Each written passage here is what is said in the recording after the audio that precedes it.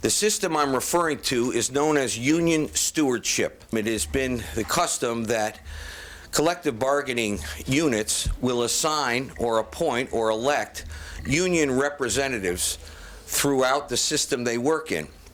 These men or women are usually the highest paid within their class or their department, and their job is to be the go-to person, if you will, for other union members to speak to or take complaints or grievances, investigate various things. Concern is basically the way we do it here in the state of Connecticut.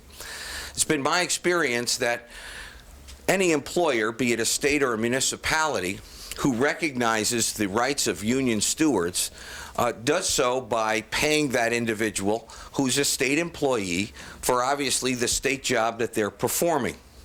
In addition, the employer would give that person release time by which they could conduct their various union activities and union representation. Typically, however, this release time is paid for by the unions themselves, not in the case of the state of Connecticut.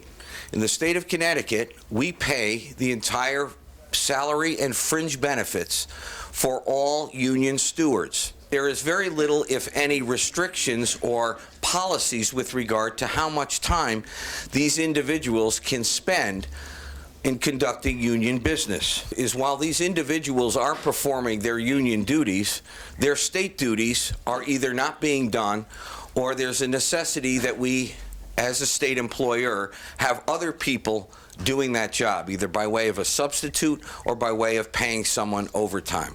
To our surprise, we found that here in the state of Connecticut, we have 911 such union stewards.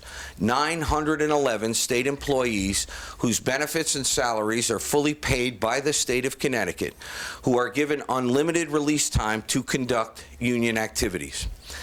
The collective salaries of these individuals approximates salaries and benefits approximates $93 million. Get a conversation with a state employee about how many hours, how many days that individual worked doing his or her job for the agency in which they worked. And I was told 3 days. My next question was, what do you do on those other 2 days a week? And I was told, no, that's 3 days a month.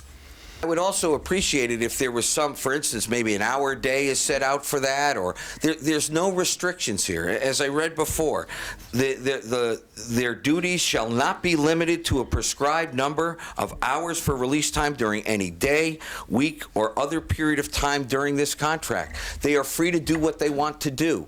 There's no control over that. It is our understanding that it varies, that there is no system in place where at the beginning of a day or a week, union steward says, okay, supervisor, I will be taking the next 2 hours off. I will be taking the next, certain amount of time off. I think when you're paying the bill, you have a right to keep track of that, because that person is being hired primarily to perform a state function.